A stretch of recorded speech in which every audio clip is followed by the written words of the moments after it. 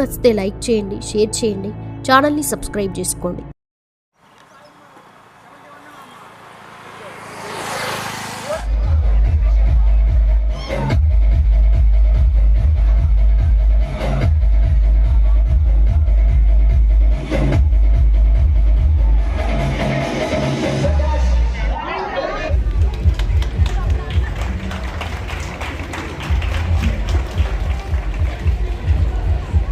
Light, a symbol of brightness and prosperity like the sun, illuminates the darkness of the mind. Similarly, blessings bring happiness to our lives.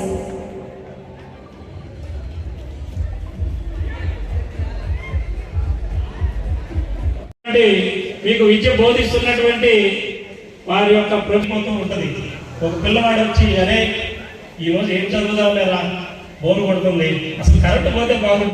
మీ బంగారు భవిష్యత్తుని మీ చేతిలోనే ఉంటుంది. ఎందుకంటే నాకు తెలిసి ఇక్కడున్న పిల్లవాళ్ళల్లో చాలామంది తల్లిదండ్రులు మధ్యతరగతి వాళ్ళు, ఇంకా కొంచెం దిగువ మధ్యతరగతిగా ఉంటారు. అంటే వాళ్ళ శ్రమ మీ మైండ్లో ఎప్పుడు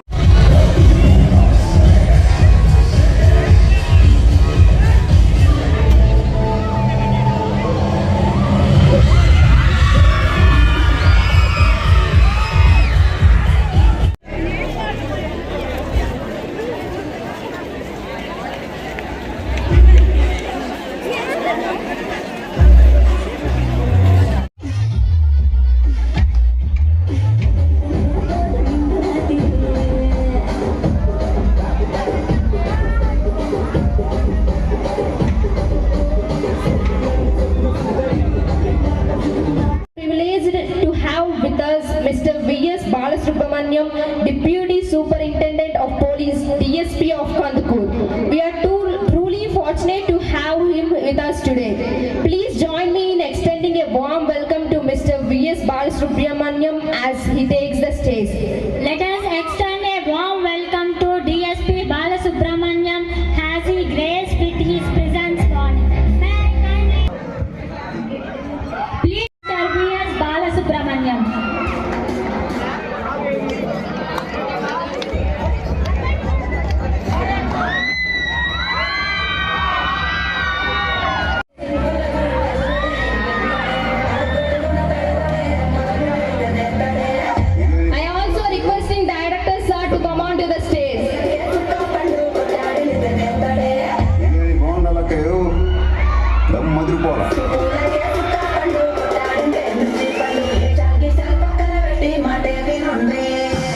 Please join me in welcoming Indu from Pioneer Inter to present a bouquet to our beloved director sir.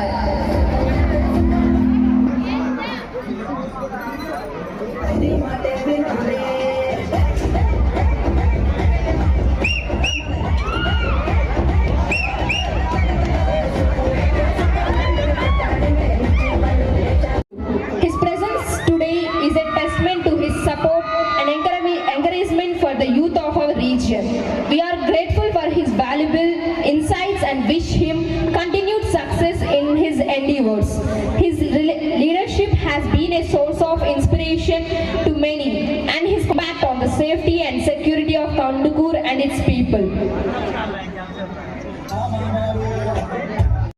To address the gathering.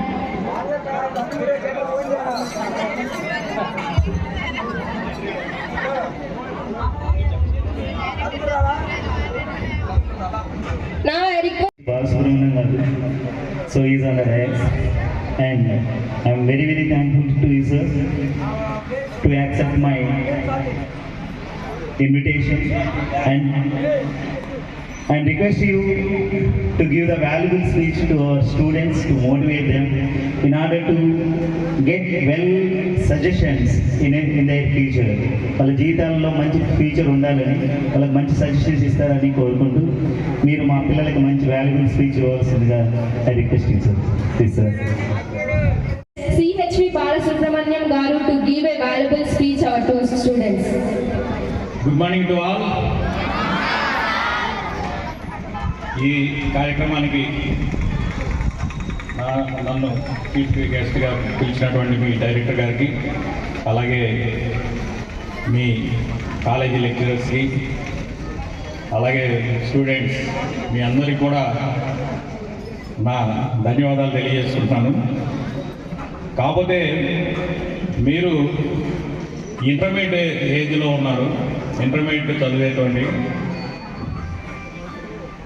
Intermediate అనేది చాలా ఇంపార్టెంట్ రోల్ మన జీవితంలో. ఇంపార్టెంట్ రోల్ ఏంటంటే ఇంటర్మీడియట్ అంటే నెక్స్ట్ మన యొక్క జీవితాన్ని మార్చేటువంటి అవకాశం ఉండేది, ఆ పాయింట్ ఉండేది కూడా ఇంటర్మీడియట్లో.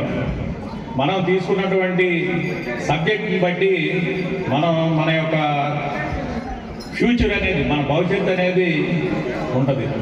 కాబట్టి మనం ఏ సబ్జెక్టు చదువుతామో, ఏ సబ్జెక్ట్, అది ఎంపీసీ కావచ్చు, బైపీసీ కావచ్చు, అలాగే కొంతమంది సోషల్ స్టడీస్ కూడా వెళ్ళిపోతూ ఉంటారు. అంటే కొన్ని ఉంటాయి ఎంఈసీ లేకపోతే అలాంటి కోర్సెస్ కూడా చదివి తమ యొక్క ఇంపార్టెంట్ రోల్ అలాగే ఇంపార్టెంట్ గోల్ని నిర్ణయించుకొని దాన్ని అచీవ్ కావడానికి ట్రై చేస్తూ ఉంటారు.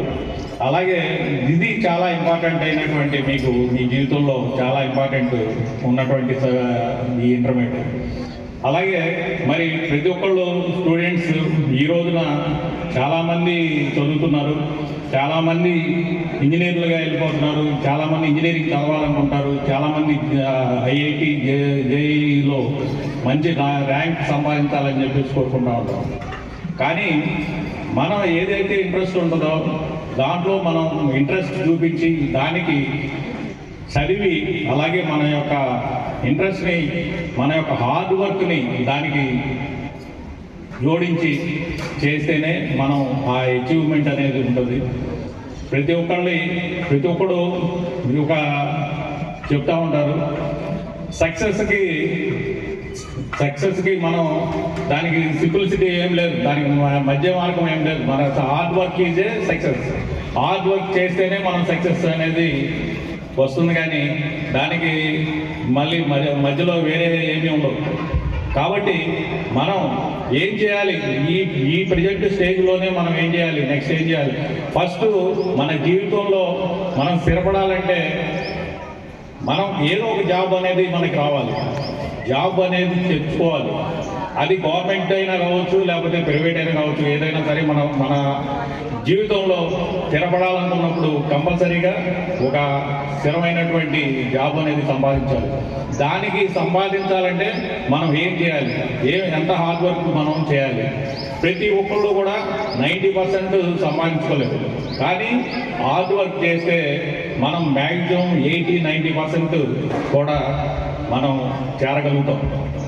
మరి నేను ఇంటర్మీడియట్లో ఉన్నప్పుడు నాకు సెకండ్ క్లాస్, ఇంటర్మీడియట్లో నేను చదివినప్పుడు నేను సిఈసీలో చదివినప్పుడు సెకండ్ క్లాస్.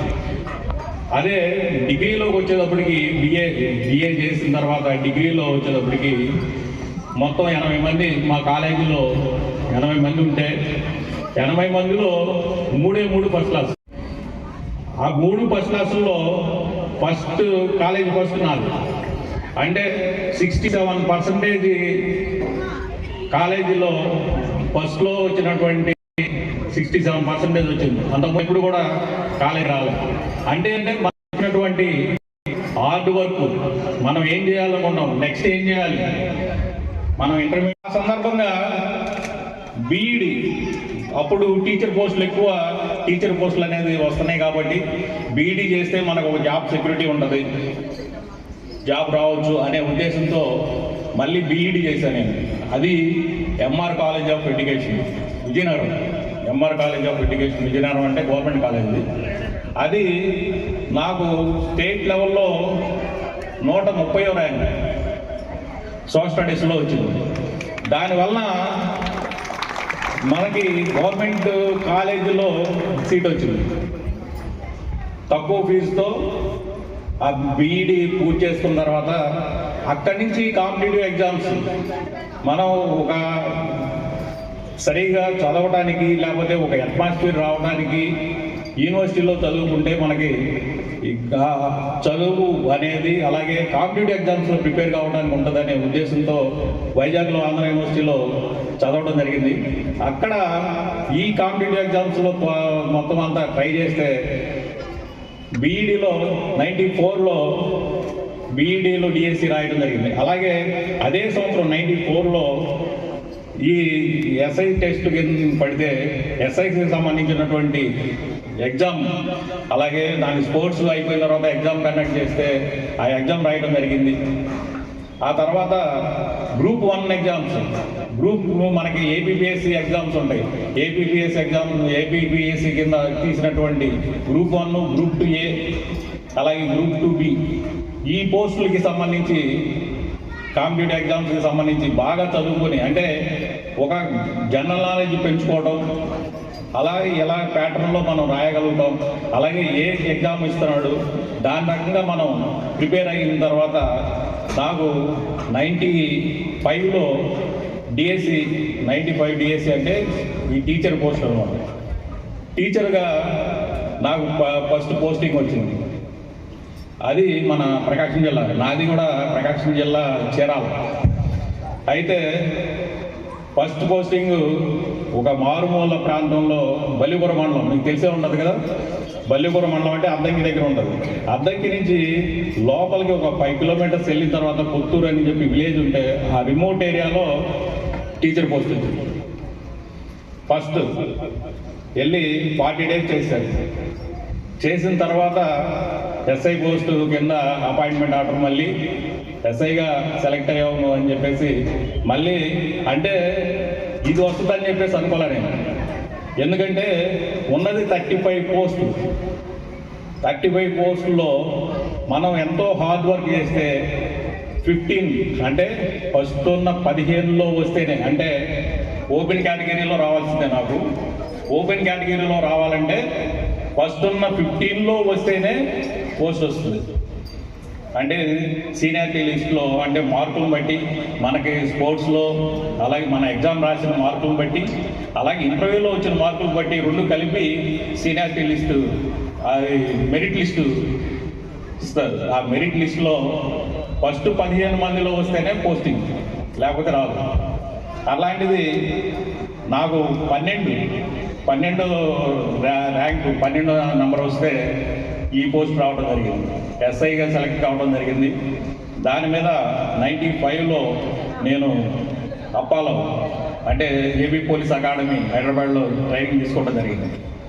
ఇలా ఎగ్జామ్స్, కాంపిటేటివ్ ఎగ్జామ్స్ రాస్తూ ఉంటే గ్రూప్ 2Aలో, గ్రూప్ 2A అంటే ఏం పోస్టులు అంటే డిప్యూటీ తహసీల్దార్లు, అలాగే ఏసీటీఓలు. దీనికి సంబంధించిన దీంట్లో ఇంటర్వ్యూ కోసం ఇంటర్వ్యూ వచ్చింది. దాంట్లో ఇంటర్వ్యూకి వెళ్ళాను, కానీ దాంట్లో పోస్టులు తక్కువగా ఉంటాయి.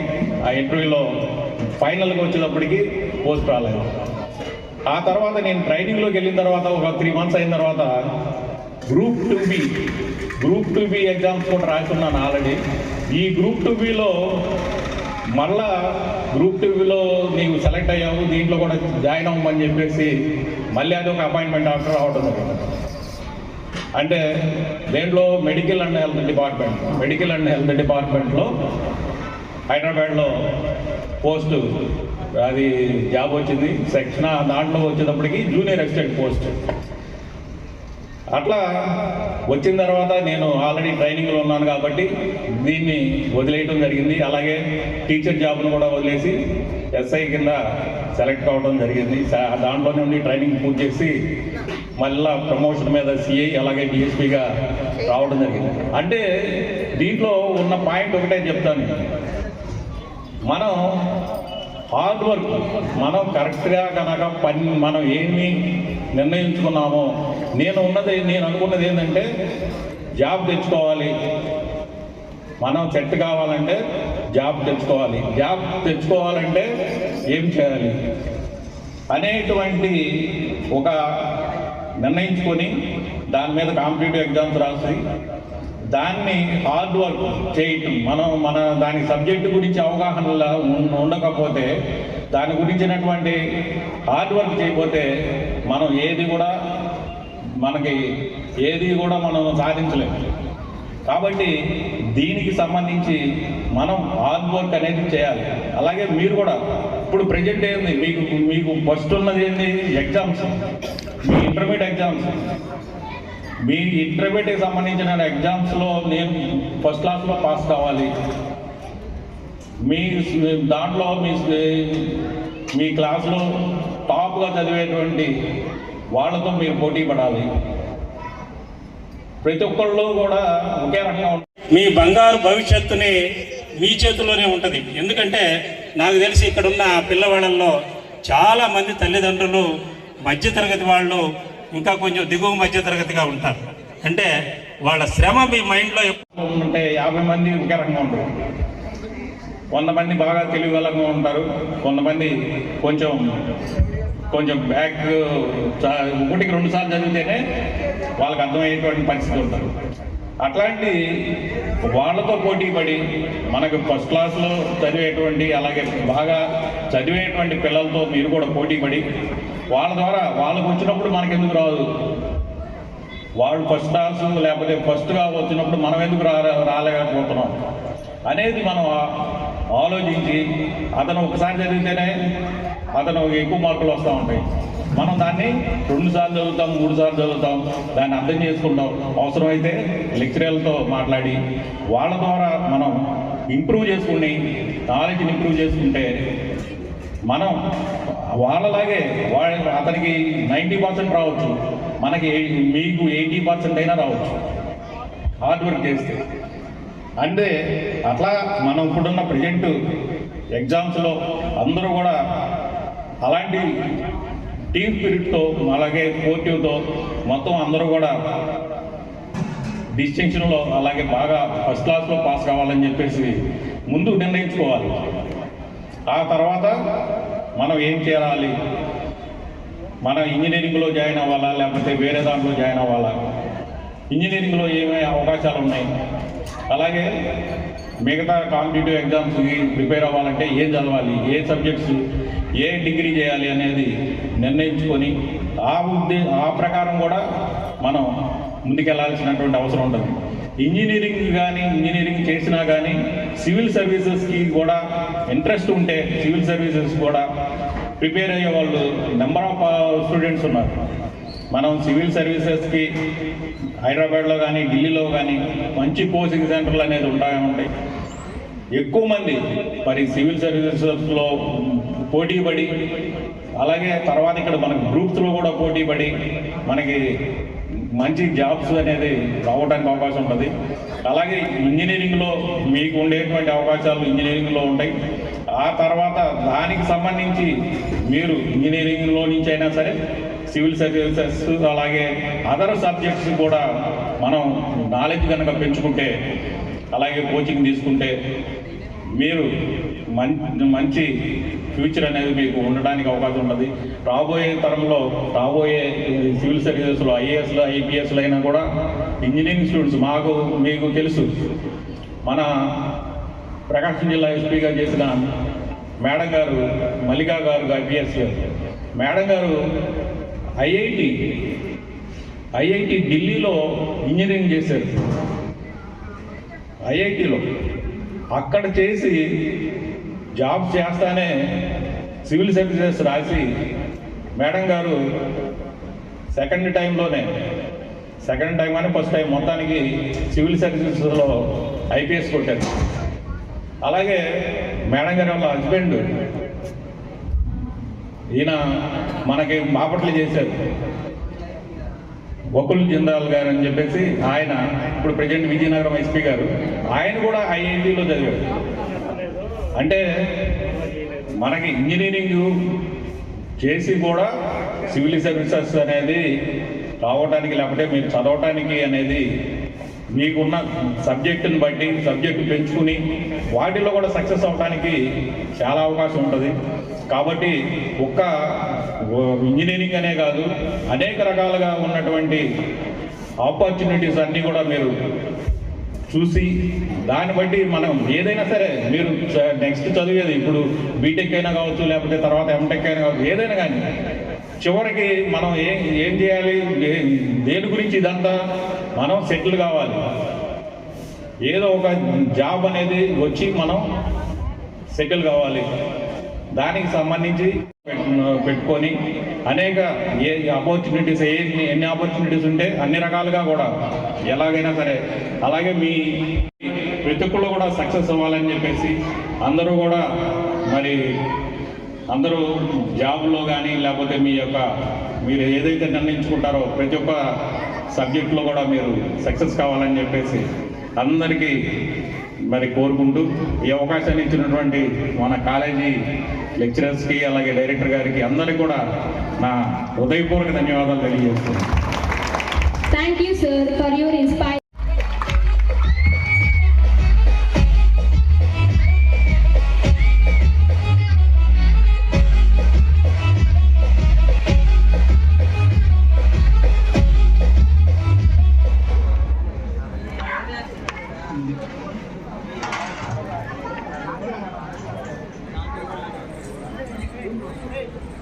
So please accept this bouquet from my college side. Thank you very much. Sir, I would like to take only few minutes. మా తల్లిదండ్రులు ఎలా తీసుకొచ్చి ఇక్కడ పే చేయగలిగారు, నన్ను ఇక్కడ హాస్టల్లో పెట్టి లేకపోతే ఒక ప్రైవేట్ ఇన్స్టిట్యూషన్లో చక్కగా ఫ్యాన్లు వేసి మంచి విద్య బోధించే విధంగా ఈ అవకాశం నాకు ఇచ్చినటువంటి తల్లి, మీ బంగారు భవిష్యత్తుని మీ చేతుల్లోనే ఉంటుంది. ఎందుకంటే నాకు తెలిసి ఇక్కడున్న పిల్లవాళ్ళల్లో చాలామంది తల్లిదండ్రులు మధ్యతరగతి వాళ్ళు, ఇంకా కొంచెం దిగువ మధ్యతరగతిగా ఉంటారు. అంటే వాళ్ళ శ్రమ మీ మైండ్లో నాకు ఉన్నటువంటి ఒకే ఒక ఆశ కూడా ఒకటే. ఆశ ఏంటంటే స్టూడెంట్స్ ఇంజనీరింగ్ అయ్యి నా స్టూడెంట్స్లో కనీసం ఒక్కొక్క బ్యాచ్ నుంచి ఒక్కొక్కరన్నా సివిల్స్లోకి ఎంటర్ అవ్వాలి. This is my actual goal. నా స్టూడెంట్స్లో నేను ప్రతిసారి ఎక్స్పెక్ట్ చేస్తుంది కూడా అది. You are not going to stop with the engineering. Engineering is not at all the stop. Actually, sir అన్నట్లు ఒక మేడం గారి గురించి ఎక్స్ప్లెయిన్ చేశారు. So she done IIT in Delhi. She got engineering from Delhi IIT and she prepared for civils examinations. I think she got in the first attempt itself only.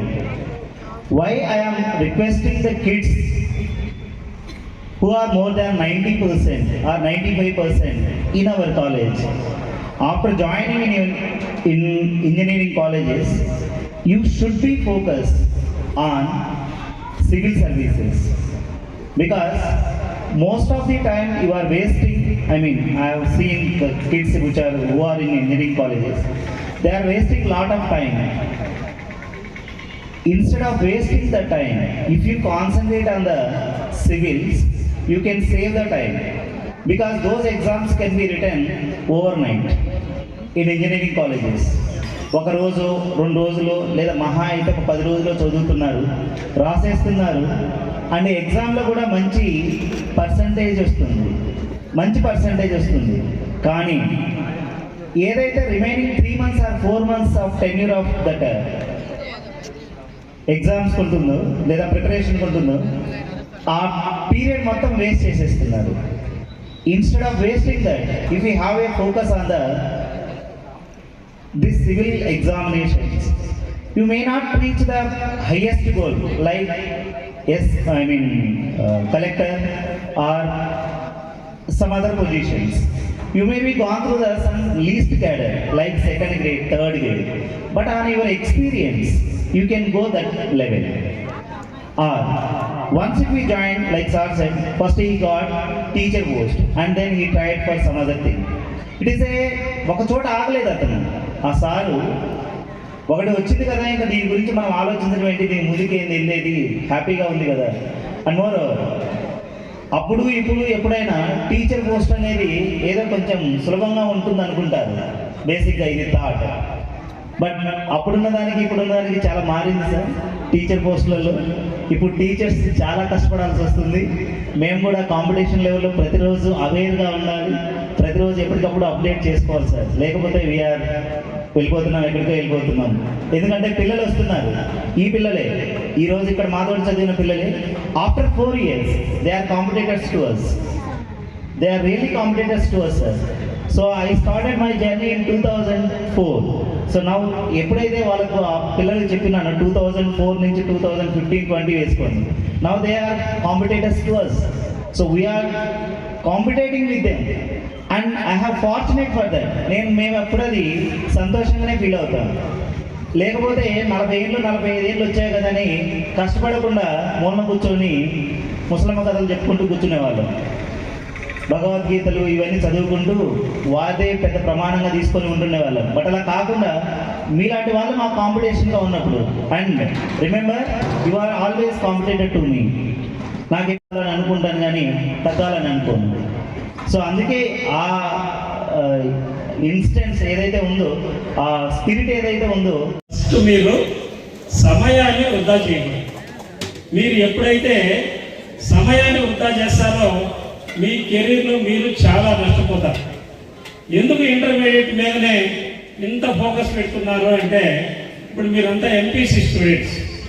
Sir ఇలా చెప్పారు, సివిల్స్కి వెళ్ళాలన్నా, group 1కి వెళ్ళాలన్నా, group 2కి వెళ్ళాలన్నా, మీ యొక్క లైఫ్లో settle కావాలన్నా కూడా మీరు ఇంటర్మీడియట్లో చూపించేటువంటి ప్రతిభ, ఇంటర్మీడియట్లో మీరు స్కోర్ చేసేటువంటి మార్క్స్, మీరు సాధించేటువంటి ర్యాంక్స్ మీ కెరీర్ని బిల్డప్ చేస్తూ ఉంటాయి.